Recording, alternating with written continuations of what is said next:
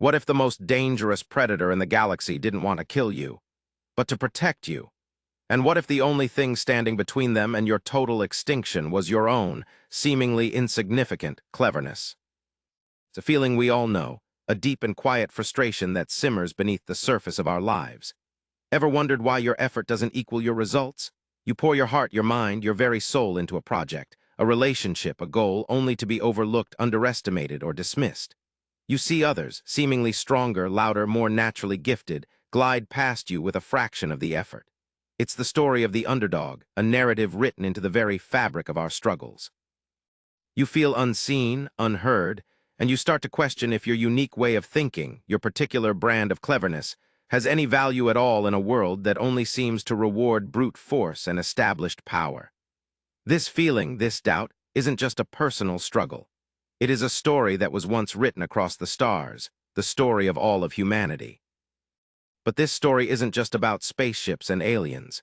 It is a promise that your unique way of seeing the world, that quiet ingenuity you possess, holds a power you cannot yet fathom.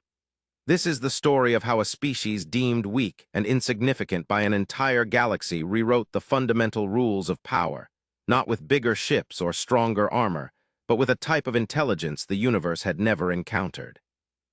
You will discover a truth hidden deep within our own nature, a spark of chaotic, unpredictable creativity that could turn the galaxy's most feared hunters into our most devoted guardians.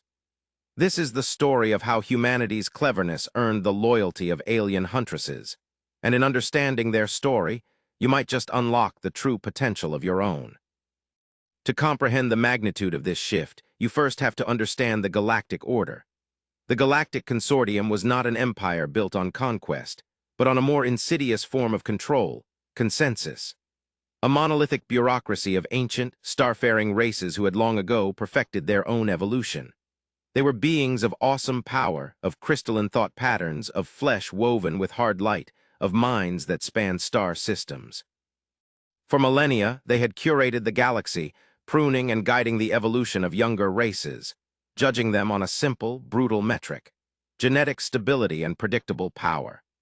Strength was measured in kilotons, intelligence in quantifiable processing speed, and worth in a species' ability to conform to the consortium's rigid, sterile vision of cosmic order. Then there was humanity, a cosmic accident, a species that had practically stumbled into space, trailing a chaotic wake of messy emotions, irrational art, and a baffling, almost pathological need to tinker with things that weren't broken. To the consortium, we were a biological paradox. We were physically weak, emotionally volatile, and our evolution was a haphazard mess of adaptation and mutation. We lacked the telepathic unity of the Cygnian mind swarm, the silicon armor of the Cathar Forge Lords, the sheer biological dominance of a dozen other elder races. In the grand, sterile halls of the consortium, humanity was classified as a Tier 7 aberrant species. A curiosity, a footnote, destined to be a brief, bright, and ultimately insignificant flicker before being snuffed out by the galaxy's sheer indifference, or more likely, by one of its many resident horrors. And the greatest of these horrors were the Viscar. The Viscar were not a species in the traditional sense. They were a weapon, forged in the crucible of a forgotten war that had raged eons before humanity had even discovered fire. Their creators, long since vanished into dust and memory, had sought to craft the perfect predator, a being that could hunt and kill anything on any world in any environment. They had succeeded beyond their wildest, most terrifying dreams. A Viscar was a specter of lethal grace. Standing nearly 3 meters tall, they were a fusion of chitinous plate, corded muscle, and biological weaponry. Their movements were a silent, fluid dance of death, their senses so acute they could taste the ionic trail of a passing ship or hear the frantic thrum of a heart from a kilometer away. They were solitary hunters, bound by a complex, inscrutable code of honor that no xenobiologist had ever cracked. They did not conquer worlds, they claimed hunting grounds. They did not build empires, they culled populations. The consortium's greatest fleets would alter course by light years to avoid a Viscar hunting patrol. They were the one variable the all-powerful consortium could not control, a force of nature they simply walled off and avoided. Contact with a Viscar had only one predictable outcome: a swift, silent, and inescapable end. This was the galaxy humanity was born into. A galaxy that saw us as irrelevant, governed by beings who had already solved the equation of life, and haunted by monsters that were the living embodiment of death. Our first few colonies were on worlds the consortium deemed worthless buffer zones on the frayed edges of known space. It was on one such world, a windswept ball of rock and rust called Kepler 186f, rechristened Last Hope, that the fatal assumption of an entire galaxy began to unravel. Last Hope was a place of quiet desperation. Its thin atmosphere tasted of metal, and the native flora was a series of crystalline structures that chimed mournfully in the constant wind. It was a listening post, a research station, a place for the brilliant but politically inconvenient minds of the human race. It was also, unbeknownst to the initial settlers, directly adjacent to a Viscar hunting territory. The consortium knew, of course. To them, Last Hope was a disposable sensor buoy. If it vanished from their charts one day, it would simply confirm the Viscar's patrol routes. A cheap, efficient, and utterly callous piece of galactic cartography using human lives as the ink. Dr. Aris Thorne was one of those politically inconvenient minds. He wasn't a soldier or a politician. He was a xenoethologist, a student of alien behavior, a discipline the consortium found laughably primitive. They analyzed species on a genetic level. Aris insisted on observing them as living beings. He had been sent to Last Hope as a polite form of exile after publishing a paper suggesting the consortium's understanding of intelligence was fundamentally flawed. He argued that true intelligence wasn't just processing power, but the ability to adapt, to create, to empathize, to find novel solutions to novel problems. For months, life on Last Hope was a monotonous cycle of survival. Then the Viscar came. It wasn't an invasion. It was a single hunter. The settlement's long-range sensors picked it up as a ghost, a flicker of displaced energy that defied all known drive signatures. Then it was on the ground, a kilometer from the settlement's perimeter. Panic erupted. The Colonial Defense Force, a handful of retired soldiers with repurposed mining lasers, prepared for the inevitable. The official protocol handed down from the consortium was clear. In the event of Viscar contact, no engagement is advised. Expect total asset loss. It was a death sentence. But Aris Thorne did not see a monster. He saw a being of purpose. Through the settlement's high-powered optical sensors, he watched the Viscar. It wasn't moving toward the settlement. It was limping. One of its powerful legs was dragging, leaving a trail of shimmering, cobalt-blue ichor on the red dust. A deep gash ran along its flank, weeping the same fluid. It was wounded badly, perhaps from a skirmish with another of its kind or a battle with some other Leviathan in the void. The commander of the Defense Force was planning to use their heaviest mining charge to take it out before it gets any closer.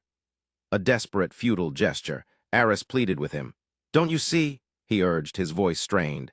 "It's not hunting us, it's hurt. It's seeking refuge or a place to die. Attacking it now is pointless. It will kill us all in its death throes out of pure instinct." The commander was hesitant, but the logic was sound. An unprovoked Viscar was a death sentence. A wounded, cornered Viscar was something far worse.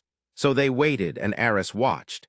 He saw the Huntress, for he could now discern the more gracile features that distinguished a female of the species, collapse behind a ridge of crystalline rock. This was the moment, the pivot point upon which the future of a species would unknowingly turn. Every instinct, every piece of data from the consortium screamed that this was a threat to be eliminated or fled from. But Aris Thorne was human, and humanity's greatest strength, the one the consortium could never quantify, was its capacity for irrational, illogical, and utterly transformative empathy. He did something that was, by any sane galactic standard, an act of pure madness. He overrode the settlement's quarantine protocols. He synthesized a simple medical package, a broad-spectrum coagulant that his research suggested might be compatible with their hemocyanin-based blood, a nutrient paste, and several liters of purified water. He placed it all in a small, wheeled drone, the kind they used for geological surveying. He didn't arm it. He didn't add any tracking devices. He just sent it out slowly, towards the ridge where the Viscar lay. The entire settlement watched in stunned silence, convinced they were witnessing the final, foolish act that would doom them all.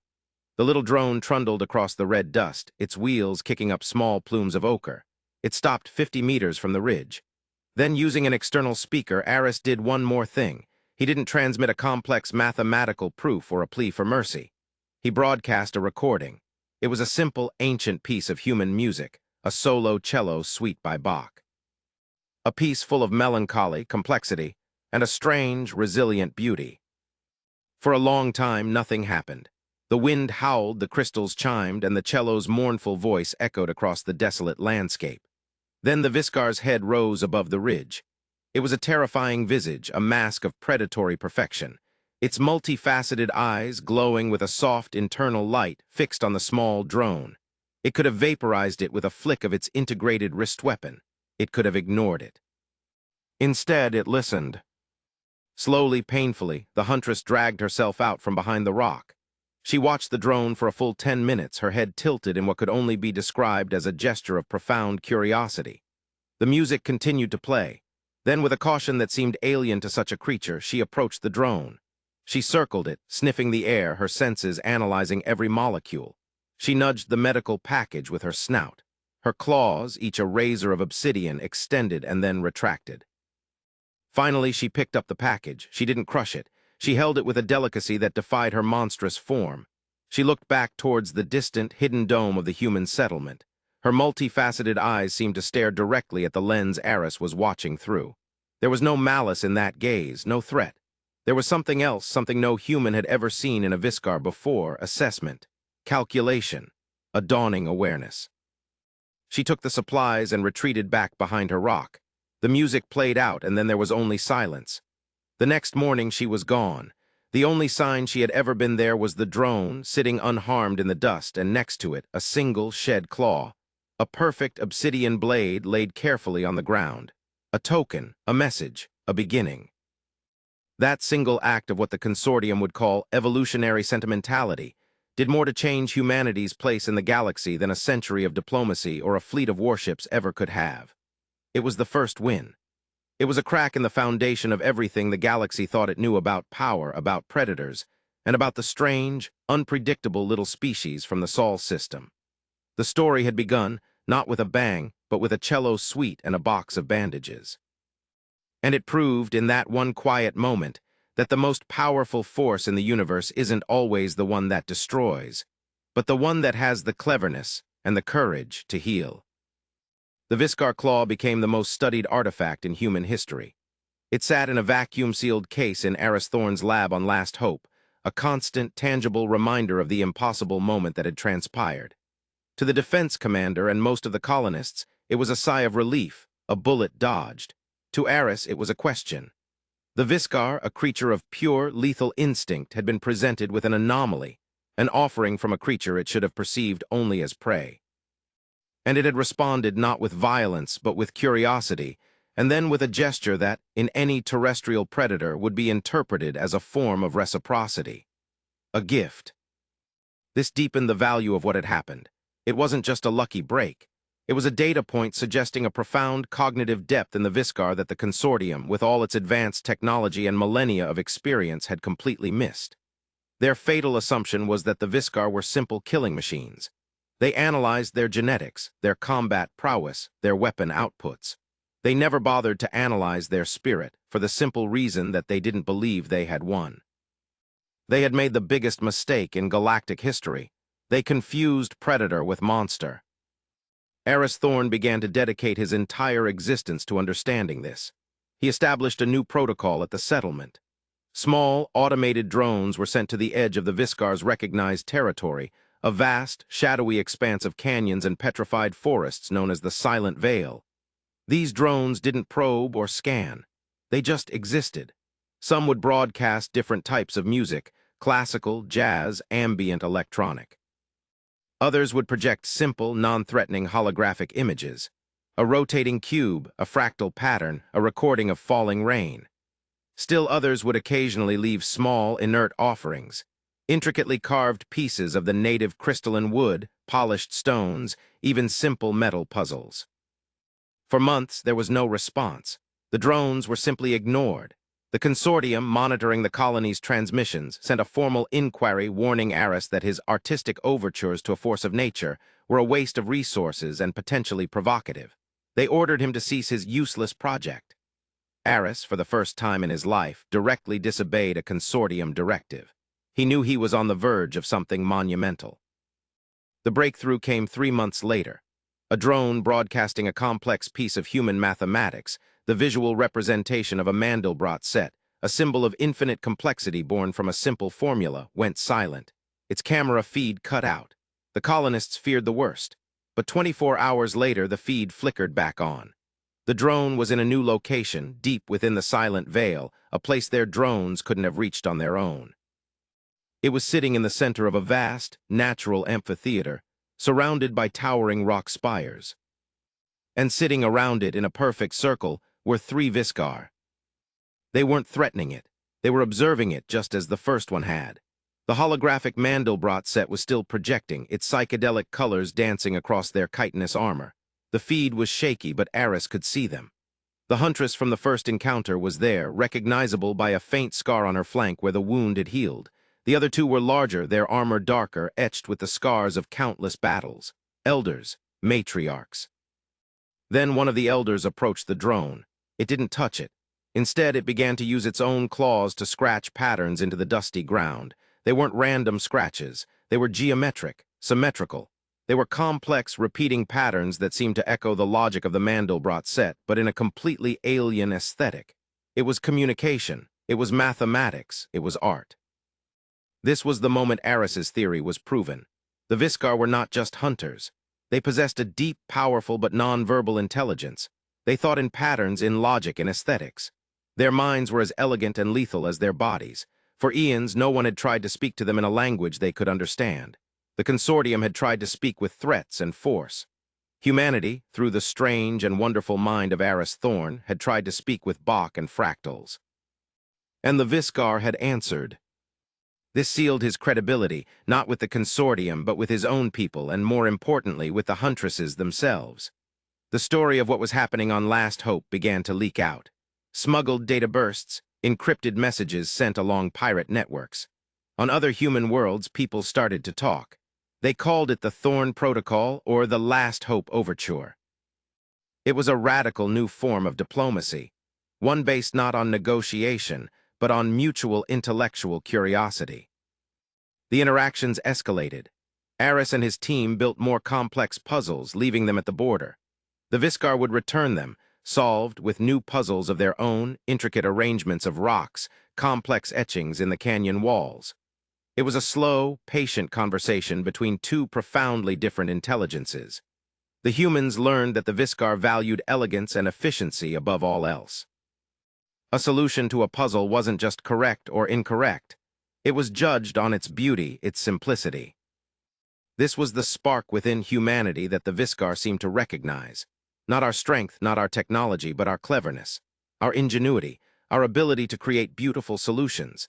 They had been engineered by their creators to be the ultimate problem solvers in the art of killing.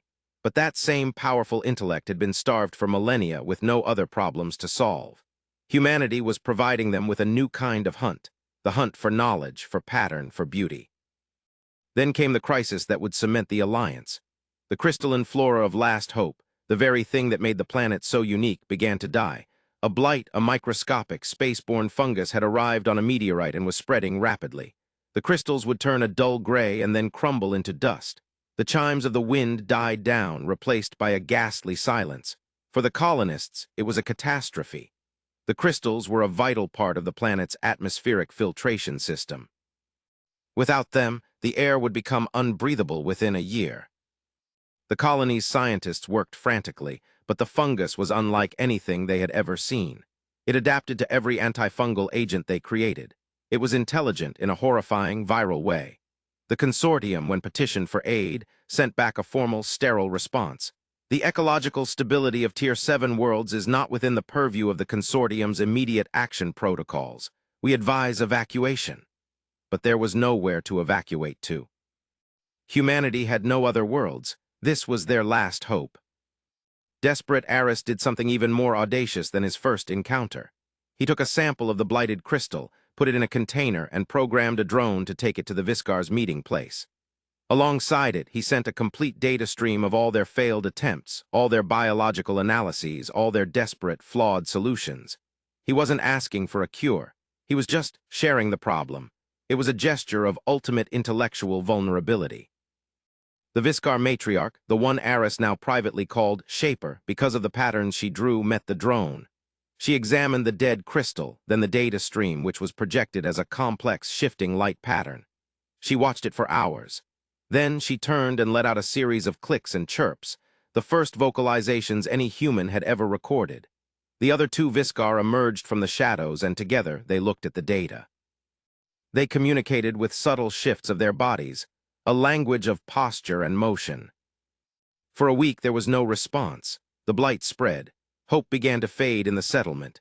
The commanders started drawing up rationing plans for their final months of breathable air. Eris felt a profound despair.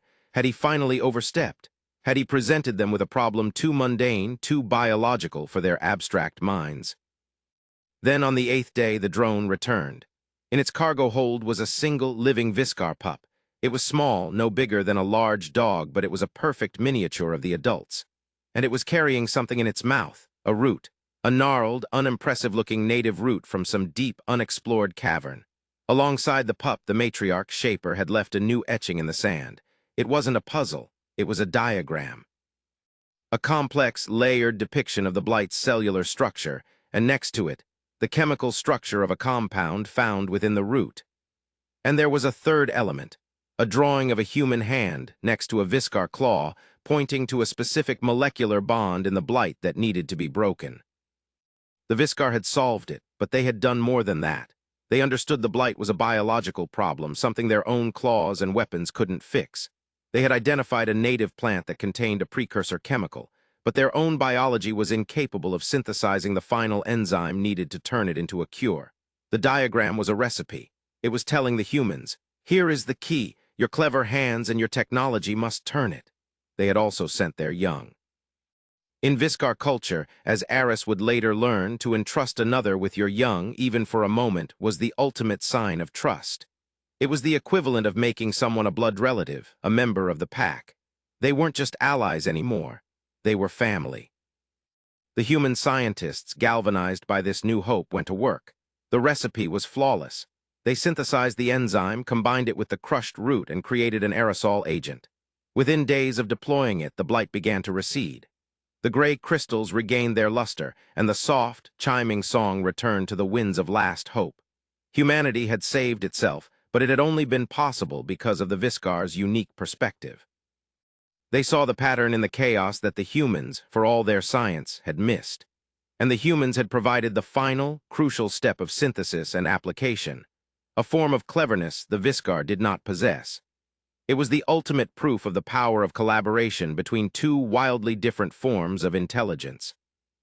So we've seen how a single act of observation, of human empathy, managed to do what an entire galactic fleet couldn't. It made a Viscar Huntress pause. It planted a seed of curiosity. And we've seen how that seed grew, nurtured by a conversation of art and mathematics, into a bond of trust so powerful that it saved an entire world. But this is just the beginning. What happens when this single act of trust ripples outwards? What happens when the Galactic Consortium realizes their biggest mistake wasn't underestimating humanity's weapons, but their minds? The real battle isn't for territory. It's for the very definition of strength, and it's about to escalate in a way no one could have predicted.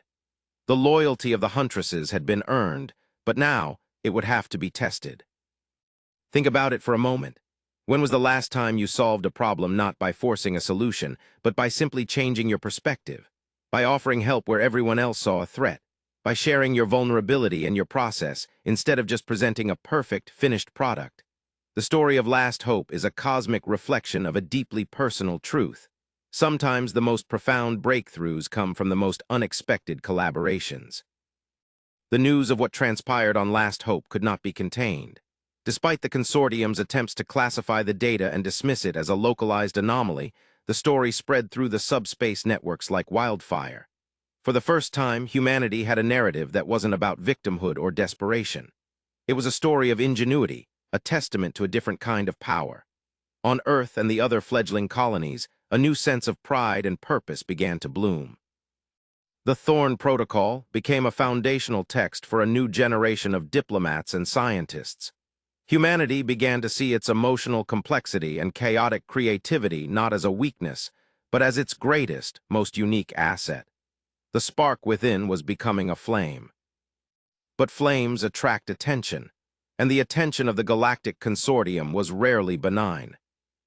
The Consortium was an organism of immense inertia. It did not react quickly, but when it did, it moved with the crushing force of a glacier.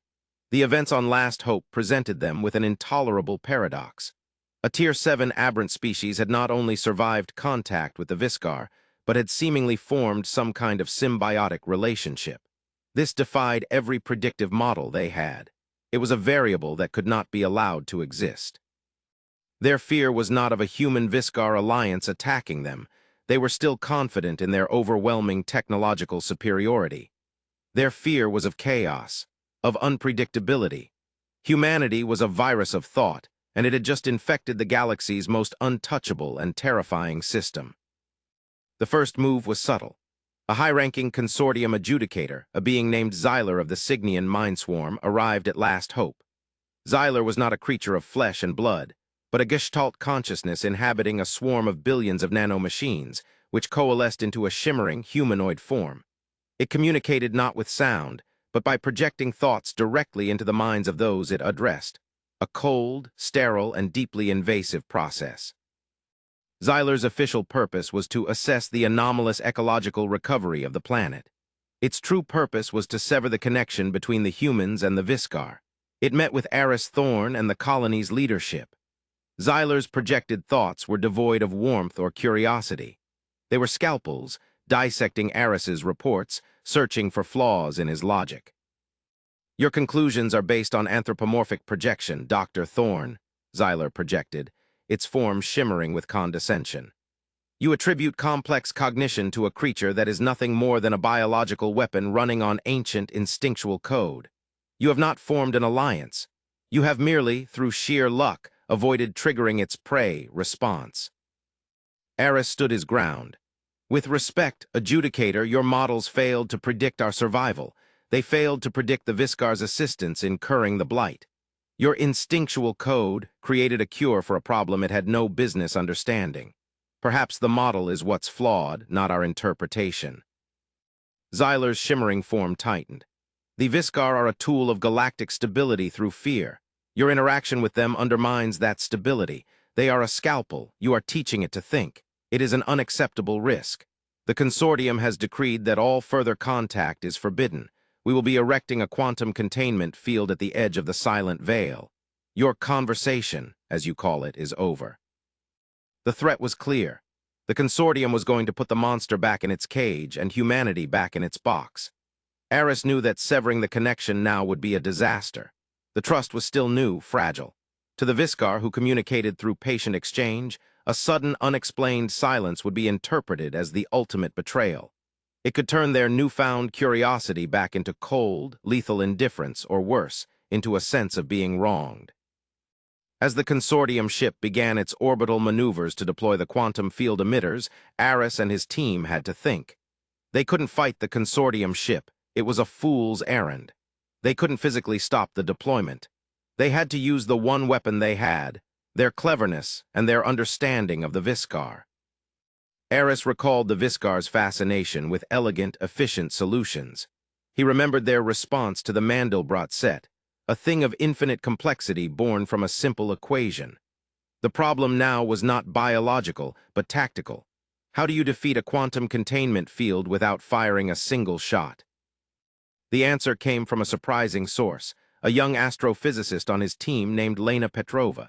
She had been studying the Viscar's drive system, the way they moved between stars without a recognizable engine. It wasn't a drive at all. It was a form of controlled, localized space-time manipulation. They were, in essence, folding space in tiny, precise increments. It was incredibly advanced, but they only used it for travel, not as a weapon. "The Consortium's quantum field is powerful," Lena explained, her eyes alight with a feverish intensity. "But it's designed to contain physical objects and known energy signatures.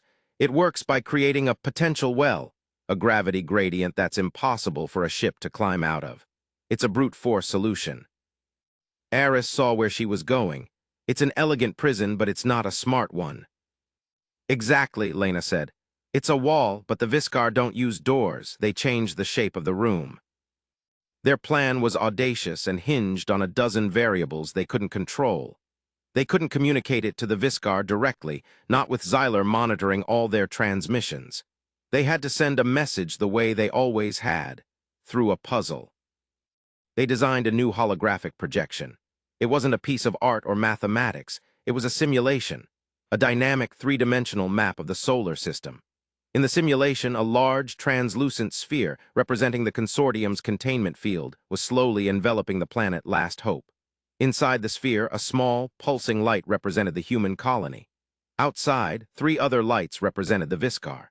The simulation showed the lights outside trying to push against the sphere, failing. It showed them trying to shoot through it, the energy dissipating harmlessly. It showed every brute force solution failing. Then the simulation changed. The 3 lights representing the Viscar stopped attacking the sphere.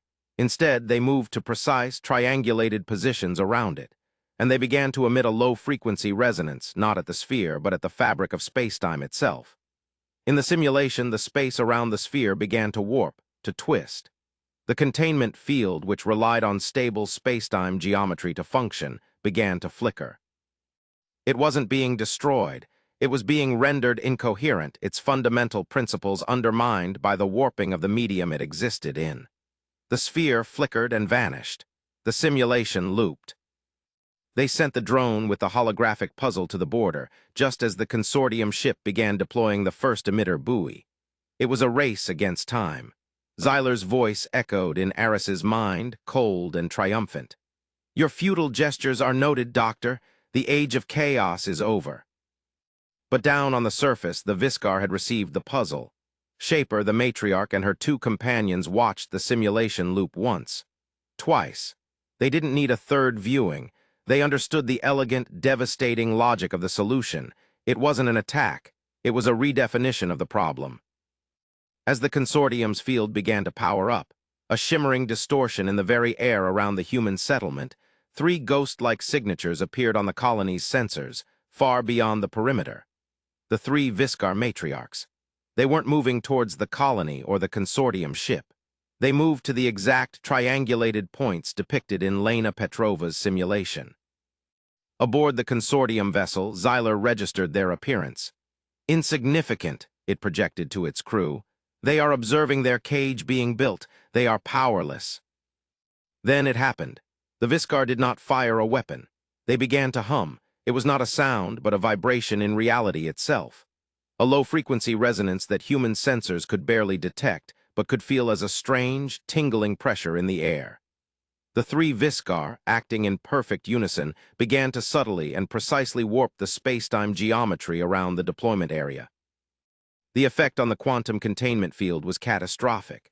The field emitters, designed to operate in a stable metric, suddenly found themselves in a sea of fluctuating gravitational constants.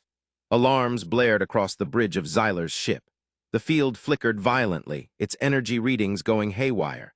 It was like trying to build a perfect house of cards on the deck of a ship in a hurricane. The field couldn't form. It collapsed into a shower of harmless exotic particles. Xyler was silent. Its shimmering form seemed to waver, a physical manifestation of its shattered certainty. It had witnessed the impossible. It had tried to build a wall, and its prisoners had responded by erasing the very concept of a wall. It was a defeat so total, so intellectually absolute, that it was more devastating than any physical blow. They had been outthought, outmaneuvered, outclevered. The 3 Viscar simply stopped their resonance. The spacetime distortions smoothed out. They had not attacked. They had not threatened. They had simply solved the problem. Then, as one, they turned and vanished back into the silent veil. In the aftermath, Xyler did not speak for a full hour. The cold, invasive presence in the minds of the colonists was gone, replaced by a stunned, ringing silence. Then, a single, final thought projected from the ship, not just to Aris, but to every human in the colony. It was no longer condescending. It was no longer a threat. It was a single, chilling admission. "Assessment incomplete. reevaluating Tier 7 classification. The consortium ship did not try to redeploy the field. It simply turned, and with a silent flash of its drive, it was gone. They had left. They had been defeated not by force, but by a form of intellect they were only now beginning to comprehend. The loyalty of the Huntresses had been tested, and it had held. More than that, it had revealed a new kind of power, the power of symbiotic ingenuity. Humanity had provided the strategic insight, the what-if scenario. The Viscar had provided the flawless, elegant execution. Together, they were something new, something the galaxy had never seen before, something that the Galactic Consortium was now, for the first time, truly afraid of. The departure of Xyler's ship sent a shockwave through the galactic community. It wasn't the victory of a battle, it was the victory of a concept. The story of Last Hope was no longer a fringe curiosity, it was a political earthquake. On 100 worlds, the underclasses, the Tier 6 and Tier 5 species who had chafed under the consortium's rigid, condescending rule, began to whisper. Humanity had not built a bigger gun, they had redefined the nature of the fight. This was the birth of true human diplomacy in the galaxy. We were no longer petitioners, but pioneers of a new philosophy. Our ambassadors were not just politicians, but artists, mathematicians, and ethologists like Eris Thorne. We didn't negotiate for territory, we initiated collaborations. We shared our problems, our art, our chaotic, beautiful, messy data, and we found that other species, long suppressed by the consortium's demand for conformity, were hungry for it. The relationship with the Viscar deepened in ways no one could have imagined.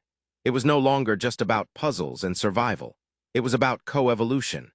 Human engineers, working with the diagrams left by the Viscar, began to understand the principles of their space-time folding technology. They couldn't replicate it. It was as much a biological process as a technological one for the Viscar. But they learned the underlying physics. It revolutionized human space travel. Our ships became faster, more efficient, their drives humming with a harmony inspired by the Huntresses' silent grace. In return, humanity offered the Viscar something they had been denied for eons: novelty. We built vast, complex holographic galleries at the edge of the silent veil, displaying everything from simulations of quantum mechanics to recordings of orchestral symphonies. The Viscar would spend days observing them, sometimes leaving behind intricate crystalline sculptures of their own, their commentary on human art. It was a cultural exchange between two species who couldn't have been more different, built on a shared appreciation for elegance and complexity. We learned more about their origins, their code.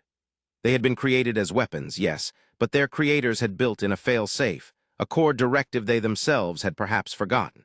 The Viscar were programmed not just to be the ultimate predators, but the ultimate guardians of elegant complexity. They were designed to hunt down and eliminate crude, brute force threats, rampaging biological horrors, self-replicating machine plagues. But they were also programmed to recognize and protect anything that exhibited a high degree of sophisticated, nonviolent intelligence. For millennia, they had found nothing worthy of that protection.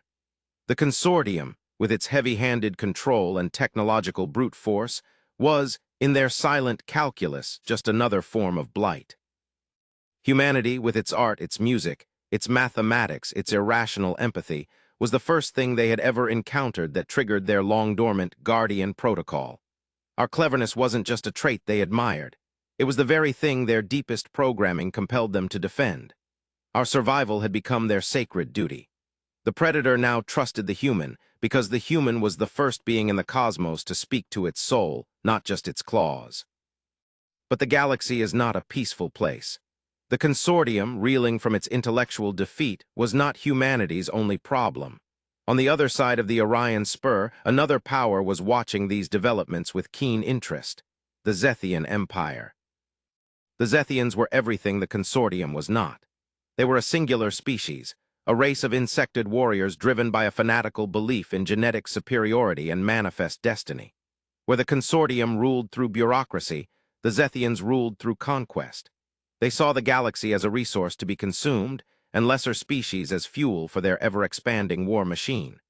They were a true alien empire, a tide of claws and acid that had already consumed a dozen star systems. For the Zethians, the consortium was a decadent, stagnant relic. The Viscar were dangerous rivals to be exterminated, and humanity, Humanity was an intriguing new variable. The Zethians did not make the consortium's mistake of underestimating us. They saw our rapid technological advancement, our budding alliances with other species, and our unprecedented relationship with the Viscar. They did not see us as a curiosity. They saw us as a future threat that needed to be severed at the root. Their strategy was brutal and direct. They would not engage in a battle of wits. They would bypass the Viscar, whom they knew they could not defeat in a head-on fight, and strike directly at the heart of the new human renaissance, Earth itself. Their attack came without warning. A Zethian vanguard fleet, using a form of quantum tunneling they had stolen from a conquered race, emerged in the Sol system, bypassing all of our early warning systems. Their goal was simple and horrific: to bombard Earth from orbit, to erase the human homeworld, and to send a message to the galaxy that siding with the chaotic humans meant annihilation. The fledgling human empire, it was not yet an empire but a loose confederation of worlds, was caught completely off guard. The home fleet, bravely but hopelessly outmatched, scrambled to defend the planet. The first hours of the space battle were a massacre. Zethian ships were larger, more heavily armed, their swarming tactics overwhelming the human defenders. The skies of Earth, for the first time in centuries, were filled with the fire of an interstellar war. Defeat seemed not just likely, but imminent.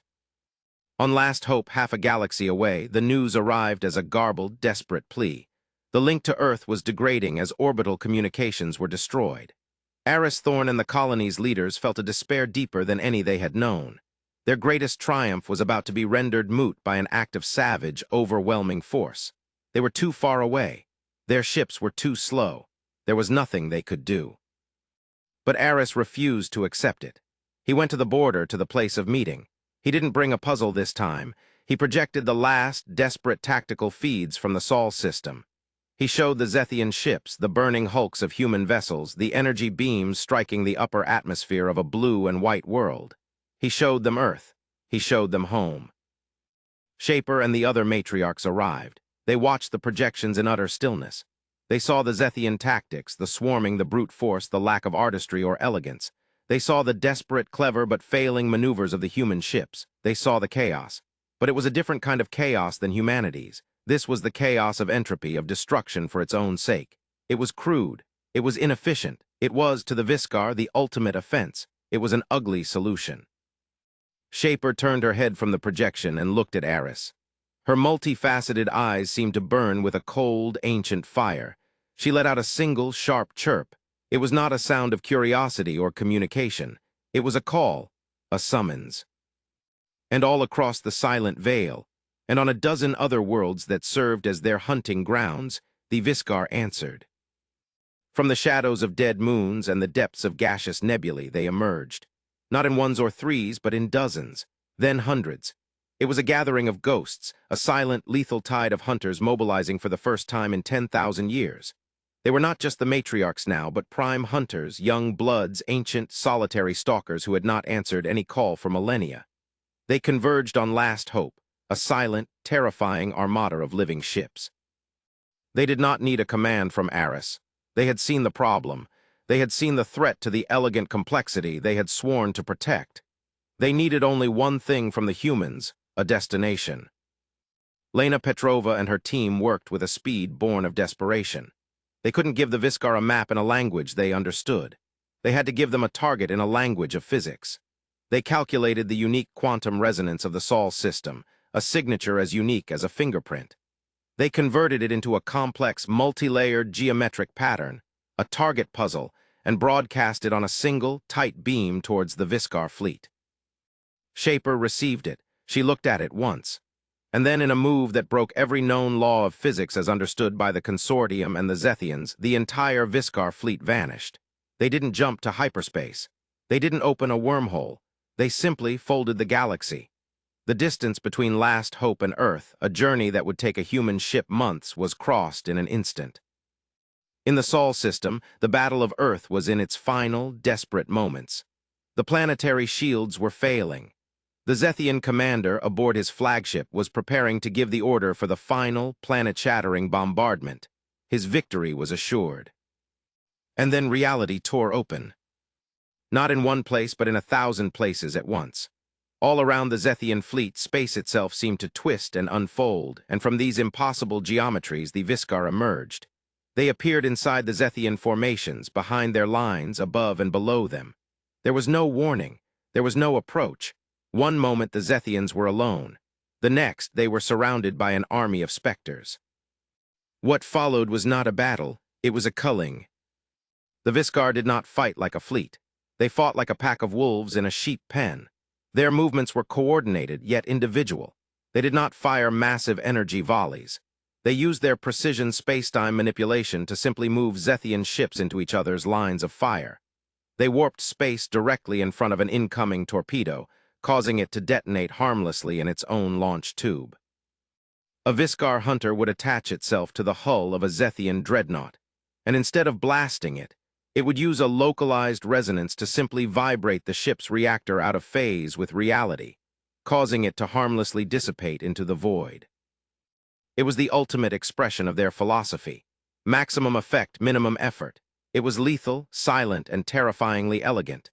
The Zethians, masters of brute force, were completely helpless against an enemy that refused to play by the rules of physics as they knew them. Their swarming tactics became their downfall, as the Viscar used their own numbers against them. Their powerful weapons were useless against an enemy that was never quite where you aimed. The human fleet, what was left of it, could only watch in stunned awe. This was the power they had befriended. This was the loyalty they had earned. The Zethian commander, in a final act of rage, ordered his own ship to self-destruct, hoping to take the Viscar matriarch, Shaper, who was now attached to his bridge, with him. Shaper simply cocooned herself in a bubble of warped space-time. The Zethian flagship exploded in a brilliant, silent flash, and when the light cleared, she was still there, unharmed, untouched. She had watched the ugly, inefficient explosion with what could only be described as disappointment. Within an hour, it was over. The Zethian fleet was not just defeated, it was gone. The few ships that survived had fled in a blind panic, their crews driven mad by the impossible nature of their defeat. The space around Earth was silent again, littered not with wreckage, but with the shimmering afterimages of folded space. The Viscar did not linger. Their task was done. The threat had been eliminated. Shaper gave one last, long look at the blue and white marble of Earth, a look of profound, silent possession. This world and the clever, chaotic creatures upon it were under her protection now. Then, as silently as they had arrived, the Viscar fleet folded space and vanished, returning to their shadows, their hunt concluded. Humanity was saved, but the galaxy was forever changed. We were no longer a tier, aberrant species. We were the people guarded by the Viscar, the species whose cleverness had earned the loyalty of the galaxy's most terrifying hunters. The fatal assumption of the consortium and the biggest mistake of the Zethian Empire had been the same. They had judged humanity by the strength of its fists and had never, ever thought to look at the ingenuity of its mind. The spark within had survived the storm, and now it was ready to set the entire galaxy alight. Our evolution had just taken a very sharp, very unexpected, and very powerful turn. The age of the human empire, built not on conquest but on curiosity and a bond of trust with the galaxy's deadliest predators, had truly begun. This single event, the defense of Sol, they called it, rebuilt the galactic political landscape from the ground up. The consortium, which had watched the entire battle from afar via cloaked probes, was thrown into a state of shocked paralysis. Their entire philosophy of predictable power had been rendered obsolete. Strength was not just about the size of your ship or the yield of your weapons. It was about the alliances you could forge, the unexpected synergies you could create. Humanity, the weak, emotional upstart, had demonstrated a form of soft power, so potent it had manifested as the hardest power in the known universe. The Zethian Empire, broken and humiliated, retreated to lick its wounds, their myth of invincibility shattered. And the dozens of other independent species, the ones caught between these great powers, saw a new path forward. They began to send envoys to humanity, not to surrender but to learn. To understand this new way of thinking, this Thorn protocol that valued collaboration over domination. Humanity, for its part, was humbled and transformed. We had been brought to the brink of extinction and saved by friends we had made through art and empathy. A profound shift occurred in our collective consciousness. Our focus turned from mere survival to our new responsibility. We were the custodians of this strange and powerful new philosophy, and we were the partners of the Viscar. The bond was now absolute. The Viscar no longer just guarded our borders, they began to integrate. A select few Viscar matriarchs took up residence in specially designed habitats on human worlds, serving as advisors and teachers.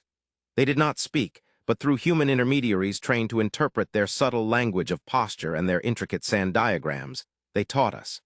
They taught us about their creators, the long-vanished race known only as the Shapers of old. They taught us about the deep laws of physics they manipulated, about the nature of reality itself. They were not just guardians, they were mentors. In return, humanity gave the Viscar a galaxy of new problems to solve. Not just military threats, but scientific and philosophical ones. We presented them with the Fermi paradox, the mystery of dark matter, the ultimate fate of the universe.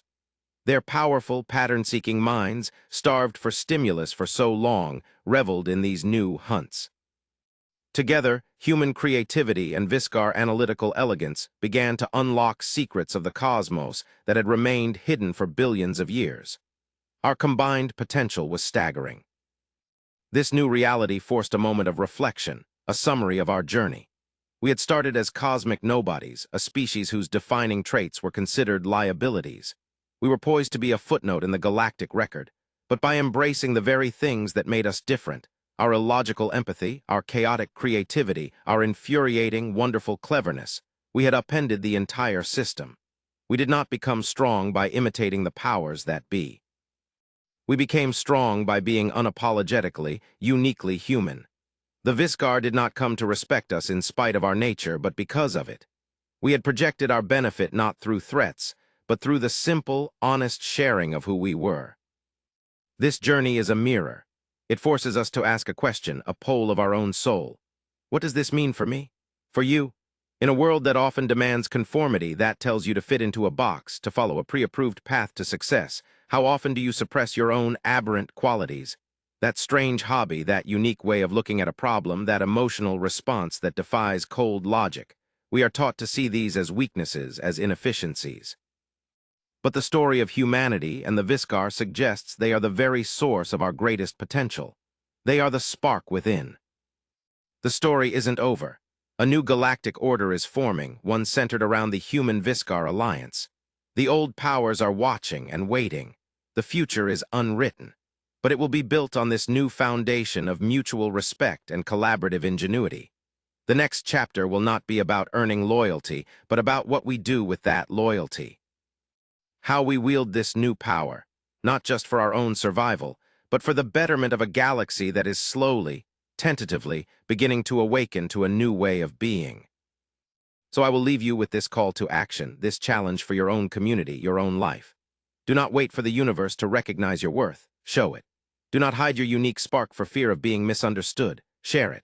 The most powerful connections, the most loyal allies are often found not by presenting a mask of strength, but by having the courage to reveal the intricate, beautiful, and clever patterns of your true self.